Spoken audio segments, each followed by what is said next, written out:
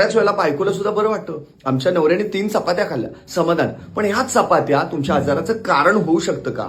खूप गहू खाणं हे तुमच्या आजाराचं कारण होऊ शकतं का? तर येस, त्याचं उत्तर येस येस येस हेच आहे. कारण गहू खूप खाणं, तांदूळ खूप खाणं याच्याने बऱ्याच वेळेला आजार पण येतं. आणि म्हणून बॅलन्स डाएट असायला पाहिजे. खाण्यापिण्यामध्ये फायबर, प्रोटीन, कार्बोहायड्रेट असं बऱ्याच वेळेला शब्द आपण ऐकतो, पण खरंच या शब्दांची काही व्हॅल्यू आहे का?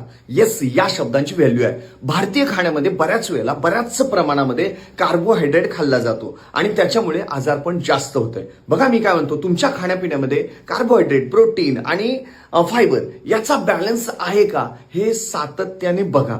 सातत्याने तुम्ही जर एकच पदार्थ खाताय म्हणजे काय, गहू, उपीट, पोहे, शिरा, म्हणजे उपीट आणि त्याच्या बरोबरीनं तुमचं शिरा असेल तर ह्याच्यामध्ये गहू जातोय. तुम्ही एखाद्या महाप्रसादाला गेला तिथं सुद्धा तुम्हाला शिरा देत आहे, किंवा वेगवेगळ्या पद्धतीने गव्हाची खीर केली, असं सातत्यानं तुमच्या पोटामध्ये गहू जातोय का? पुन्हा त्याच्याबरोबर मग पुन्हा भात जातोय का?